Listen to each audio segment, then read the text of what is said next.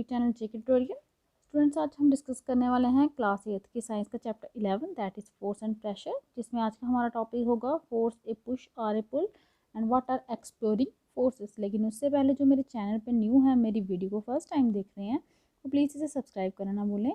चलिए स्टार्ट करते हैं। क्लास 7 में आपने पढ़ा होगा कि ऑब्जेक्ट जो हैं वो मूव करते हैं। ये अपनी क्लास 7 की साइंस में चैप्टर था कि ऑब्जेक्ट जो हैं वो मूव करते हैं। तो क्या आपको याद है कि आप कैसे डिसाइड कर सकते हैं कि कौन सा ऑब्जेक्ट जो है किससे कितना फास्ट मूव कर रहा है? आप कैसे डिसाइड करते हैं? अगर कोई दो ऑब्जेक्ट मूव कर रहे हैं और आपको डिसाइड करना हो कि कौन सा ऑब्जेक्ट किससे फास्ट जा रहा है, तो इस आप कैसे डिसाइड करते हैं इस चीज़ को? What does the distance move by an object in unit time indicate? जो डिस्टेंस कोई भी ऑब्जेक्ट मूव करता है यूनिट टाइम में मीन्स 1 सेकेंड में, 1 आवर में, 1 मिनट में, तो वो डिस्टेंस जो मूव करता है कोई भी ऑब्जेक्ट, उसे हम क्या कहते हैं? आपको ये भी पता होगा कि मूविंग ऑब्जेक्ट जैसे कि बॉल जो है, जब हम रोल करती है किसी ग्राउंड पे, उसके बाद स्लो हो जाती है। आप किसी बॉल को फेंकते हो, वो रोल करती है और खुद ब खुद वो होती है, रुक जाती है, स्लो कर जाती है। सम टाइम उसकी डायरेक्शन चेंज हो जाती है। आप उसको सीधे स्ट्रेट फेंकते हो, उसके आगे जाकर डायरेक्शन चेंज हो जाती है। ये भी पॉसिबल है कि बॉल जो है वो स्लो हो जाए और उसकी डायरेक्शन चेंज हो जाए। आपको ये सब चीज़ों से क्या हैरानी नहीं होती कि क्या कारण है जिसके कारण ऑब्जेक्ट को जब मूव कर रहा है वो उसकी स्पीड स्लो हो जाती है? किसके कारण वो फास्ट मूव करता है? क्या कारण है जिसके कारण उसकी डायरेक्शन जो होती है वो भी चेंज हो जाती है? चलिए कुछ एवरीडे जो हमारे एक्सपीरियंस होते हैं डेली के, उनको थोड़ा याद करते हैं। What do you do to make a football move? अगर अपने फुटबॉल को मूव करना हो तो आप क्या करते हैं?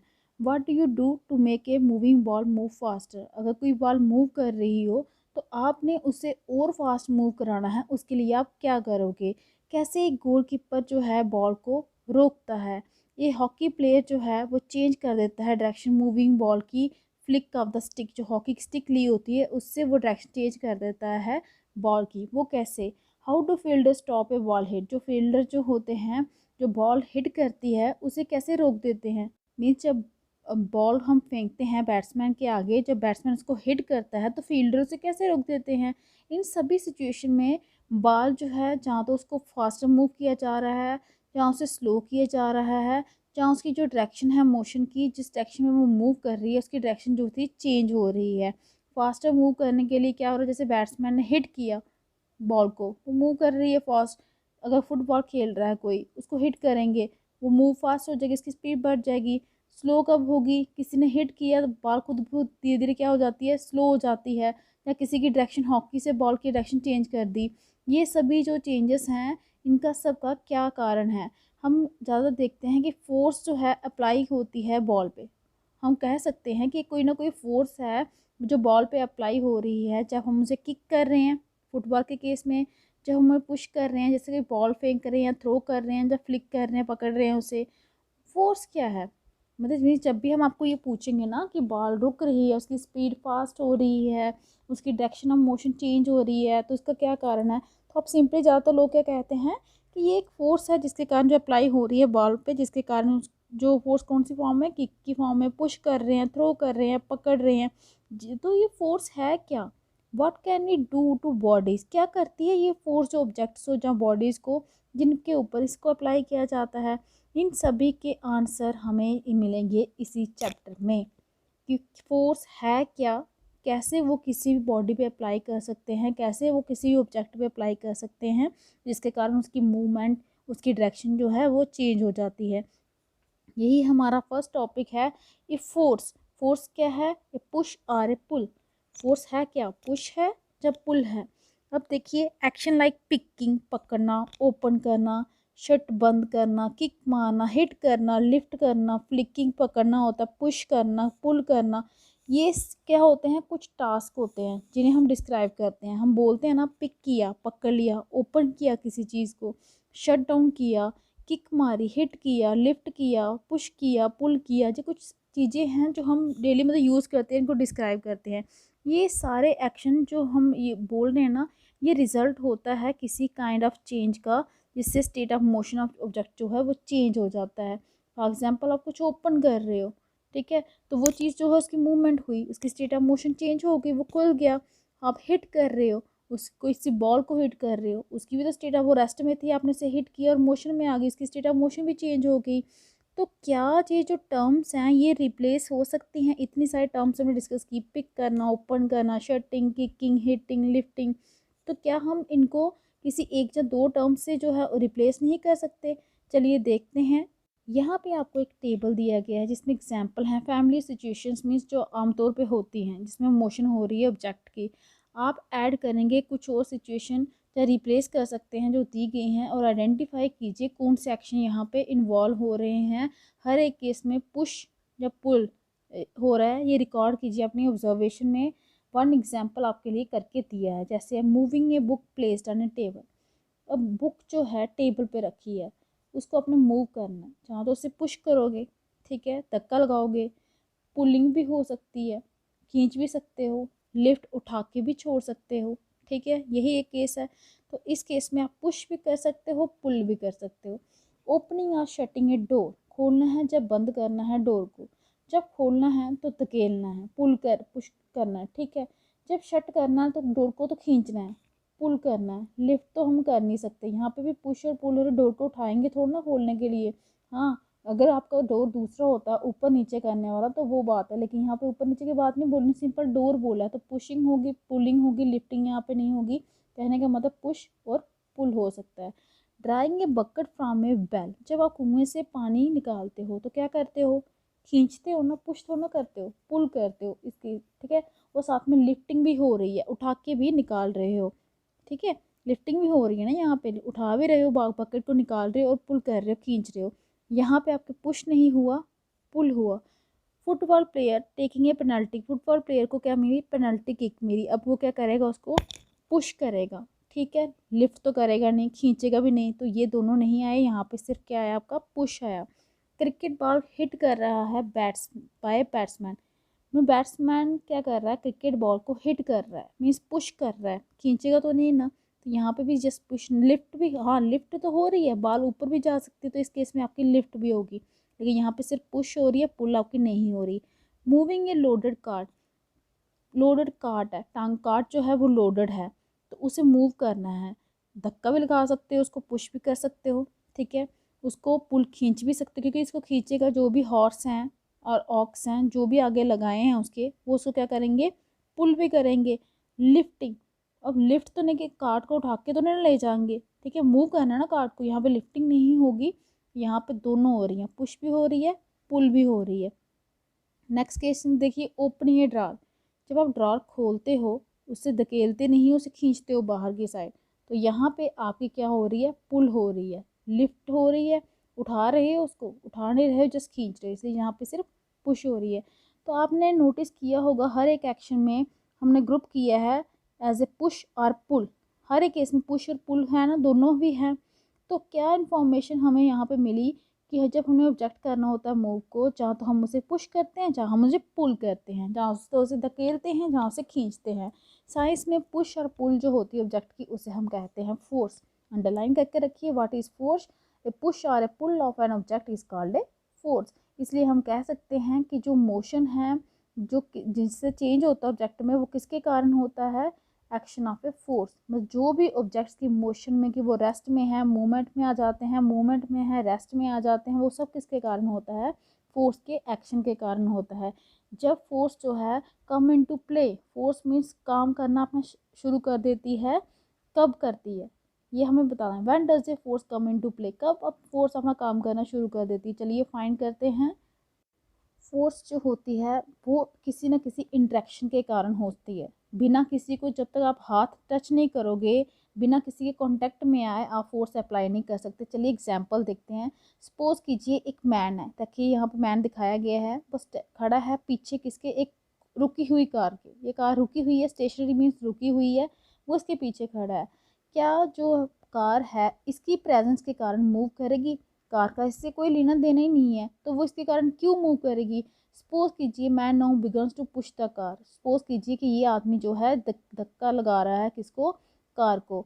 तो अप्लाई, अब धक्का लगाने के लिए उसे फोर्स अप्लाई करने पड़ेगी, तो कार जो है वो मूव करना शुरू हो जाएगी, होगी ना, क्योंकि उसने इसको कंटेक्ट, देखिए फिगर में दिखाया गया है, जब उसने इस पर फोर्स अप्लाई की है, ठीक है। तो कार ने मूवमेंट स्टार्ट कर दी और कौन सी डायरेक्शन में की, जिस डायरेक्शन में उसने फोर्स को अप्लाई किया है, उसने इस डायरेक्शन में फोर्स को अप्लाई किया है, कार की मूवमेंट भी इसी डायरेक्शन में है। नोट रखिए, मैन ने पुश किया है कार को ताकि वो मूव करे। अगर वो जस्ट पास में खड़ा था उसके कारण कोई मूवमेंट नहीं थी। मेन जब तक दोनों के बीच में कोई कांटेक्ट नहीं हुआ, कोई इंटरेक्शन नहीं हुआ, तब तक कार जो थी वो मूव नहीं हुई। नेक्स्ट फिगर देखिए, यहाँ पे 2 गर्ल्स हैं, कौन किसको पुश कर रही है, ठीक है, यही पूछा गया है। यहाँ पे फिगर शो कर रहा है 3 सिचुएशंस है हमारे पास। 11.3 की ये है, हमने देखी पुश करने वाली, ये बी फिगर है, एक और सी फिगर है। तो अब डिसाइड कर सकते हैं कौन किसको खींच रहा है और कौन किसको पुश कर रहा है इस केसेस में।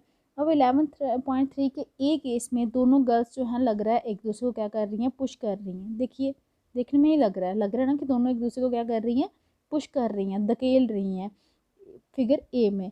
तो जब पेयर ऑफ गर्ल्स देखिए 11.3 के बी फिगर में यहाँ पे भी दिखाया हुआ है, यहाँ पे ये एक दूसरे को क्या कर रही हैं, पुल कर रही हैं, खींच रही हैं। सिमिलरली 11.3 के सी में देखिए, यहाँ पे लग रहा है कऊ और मैन दोनों एक दूसरे को पुल कर रहे हैं। लग रहा है ना, कऊ देखिए उस साइड खींच रही है, आदमी इस साइड खींच रहा है, दोनों क्या कर रहे हैं, एक दूसरे को पुल कर रहे हैं। गर्ल्स जो 2 सिचुएशंस में थी वो अप्लाई कर रही थी फोर्स एक दूसरे पे। तो क्या ये ट्रू है कि मैन भी और कऊ भी दोनों एक दूसरे पे फोर्स अप्लाई कर रहे हैं? तो नेचुरली कर रहे हैं। इन एग्जाम्पल से हमें ये इन्फॉर्मेशन मिलती है कि एटलीस्ट 2 ऑब्जेक्ट जो हैं वो इंटरेक्ट करते हैं आपस में, तभी फोर्स जो है वो काम में आती है। फोर्स का काम कब स्टार्ट होता है, जब 2 ऑब्जेक्ट आपस में क्या करते हो, इंटरेक्ट करते हो, आपस में कॉन्टैक्ट करते हो। जब तक उन दोनों के बीच में कोई इंटरेक्शन नहीं होगा, कोई फोर्स भी काम नहीं करेगी। इसलिए जो इंटरेक्शन है एक ऑब्जेक्ट की दूसरे के साथ, वो किसका रिजल्ट होता, वही रिजल्ट होता है फोर्स बिटवीन द 2 ऑब्जेक्ट। दोनों के बीच में इंटरेक्शन होगी तभी फोर्स आएगी दोनों ऑब्जेक्ट के बीच में। एटलीस्ट 2 ऑब्जेक्ट के बीच में जब भी इंटरेक्शन होगा तो फोर्स जो है वो स्टार्ट होगी ही होगी। नेक्स्ट है हमारा एक्सप्लोरिंग फोर्स। अब एक्सप्लोरिंग फोर्सेस क्या होती हैं, अब हम कोशिश करेंगे, ट्राई कर रहे हैं और फोर्सेस के बारे में पढ़ने की। जहाँ पे देखिए आपको एक्टिविटी दी गई है, आपने क्या करना है, एक हैवी बॉक्स लेना है जिसे आप मूव कर पाओ। सिर्फ ज़्यादा हार्ड पुश करोगे तभी, अदरवाइज़ नहीं। ट्राई कीजिए पुश करने की खुद ब खुद, क्या आप उसे मूव कर पाओगे? अगर नहीं कर पा रहे, चलिए अपने किसी फ्रेंड से कहिए कि वो आपको हेल्प करेगा उसको पुश करने में, सेम डायरेक्शन में, जिस डायरेक्शन में आप कर रहे हो उसी डायरेक्शन में। देखिए ये दिखा रहा है ना, अब 2 फ्रेंड्स हैं वो एक ही डायरेक्शन में फोर्स को अप्लाई कर रहे हैं, तो ईजिली जो है वो मूव कर पाएगा। बता सकते हैं क्यों? तो नेचुरली यहाँ पे दिख रहा है फोर्स जो है एक ही डायरेक्शन में अप्लाई हो रही है, तो दोनों की फोर्स इस केस में क्या होगी, ऐड होगी। जो आपने फोर्स अप्लाई की और जो आपके फ्रेंड ने अप्लाई की, दोनों की फोर्स क्या होगी, ऐड होगी, इसलिए इजिली जो बॉक्स था वो मूव हो गया। अब आपने पुश करना है उसी बॉक्स को, उसी ऑब्जेक्ट को, लेकिन आपने अपने फ्रेंड से करना है कि वो आपकी अपोजिट साइड से क्या करे, पुश करे बॉक्स को। तो क्या ऑब्जेक्ट मूव करेगा? अगर करेगा तो नोट कीजिए डायरेक्शन की कौन सी डायरेक्शन में वो मूव करेगा। क्या आप गैस कर सकते हैं कि आप दोनों में से कौन है जो लार्ज फोर्स अप्लाई कर रहा है? देखिए जब आप दोनों अपोजिट डायरेक्शन में अप्लाई करोगे तो जिसमें ज़्यादा फोर्स होगी वो जो दूसरे की साइड जो है ऑब्जेक्ट को मूव कर सकता है। अदरवाइज़ अगर दोनों इक्वल फोर्स कर रहे हैं, अप्लाई कर रहे हैं, तो ये ऑब्जेक्ट जो है मूव ही नहीं कर पाएगा। तो आपने देखा होगा जो गेम होती है टग ऑफ वार, जिसमें रस्सी से एक 2 टीम्स होती हैं, रस्सी से को खींचती है अपनी साइड। इस गेम्स में 2 टीम्स जो होती हैं पुल करती हैं रोप को, वो भी अपोजिट डायरेक्शन में, दोनों अपनी अपनी साइड में खींचती है। वो जो मेंबर्स होते हैं दोनों टीम के, वो कोशिश करते हैं पुल करने की, खींचने की रोप्स को अपने डायरेक्शन में। ये देखिए फिगर में दिखाया हुआ, ये होती है tug of war game. Sometime क्या होता है, सिंपली जो मूवमेंट होती नहीं, जब दोनों साइड की फोर्स जो अप्लाई की होती है ना, वो जब सेम होती तो कोई मूवमेंट नहीं होती। क्या जैसे सिमिलर उस सिचुएशन की तरह नहीं है जैसा हमारे 11.3 की बी में दिखाया गया है। वो टीम जो पुल करती है ज़्यादा हार्ड तरीके से, मी जो अप्लाई कर रही है ज़्यादा फोर्स, वही क्या करती है, जीतती है उस गेम को। ये एग्जाम्पल आपको क्या सजेस्ट कर रहे हैं, क्या बता रहे हैं, नेचर फोर्स का कैसा है? यहाँ पे आपको बताया जा रहा है कि जो फोर्स अप्लाइड हो रही है ऑब्जेक्ट पे, अगर सेम डायरेक्शन में हो तो वो एक दूसरे में क्या हो जाती हैं, ऐड हो जाती हैं। आपको याद होगा क्या हुआ था जब आपने और आपके फ्रेंड ने पुश किया था हैवी बॉक्स को सेम डायरेक्शन में, आप इजीली मूव कर पाए थे क्योंकि आप दोनों की फोर्सेस जो थी वो ऐड हो गई थी।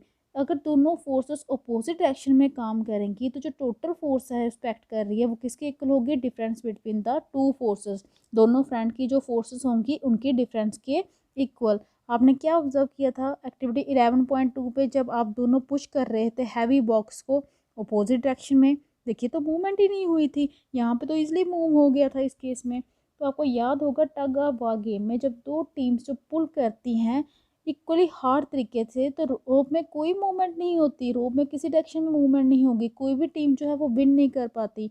तो हमें यहाँ से ये सीखा कि फोर्स जो है वो बड़ी भी हो सकती है, छोटी भी हो सकती है, जहाँ इक्वल भी हो सकती है एक दूसरे की। मतलब जब भी कोई दो इंसान जो फोर्स अप्लाई कर रहे हैं, कोई भी हो सकता है, इंसान हो सकते हैं, ऑब्जेक्ट हो सकते हैं, तो उनकी फोर्स एक दूसरे से बड़ी हो सकती है, एक दूसरे से छोटी हो सकती है, जहाँ हो सकता है इक्वल हो।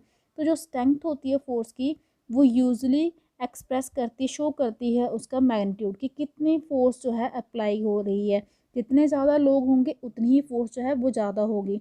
हम ये भी स्पेसिफाई कर सकते हैं कि किस डायरेक्शन में, डायरेक्शन जो है किस डायरेक्शन में फोर्स जो है एक्ट कर रही है। अगर डायरेक्शन और मैग्नीट्यूड अप्लाइड फोर्स का चेंज होता है तो वो भी अफेक्ट करती है।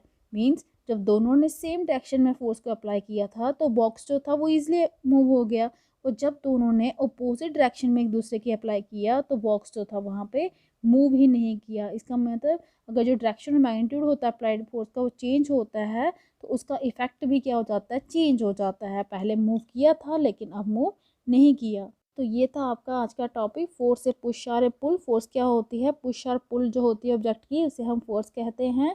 और एक्सप्लोरिंग फोर्स में जब भी हम फोर्स अप्लाई करते हैं सेम डायरेक्शन में तो फोर्सेस आपस में ऐड हो जाती हैं, और जब हम फोर्सेस को अप्लाई करते हैं अपोजिट डायरेक्शन में तो टोटल फोर्स जो होती है equals to difference between the two forces. तो आज के लिए इतना ही। अगर आपको मेरी वीडियो अच्छी लगी हो तो प्लीज़ इसे लाइक कीजिए, शेयर कीजिए, चैनल को सब्सक्राइब कीजिए ताकि आपको मेरी लेटेस्ट वीडियो जो है वो टाइम टू टाइम मिलती रहें। Thank you.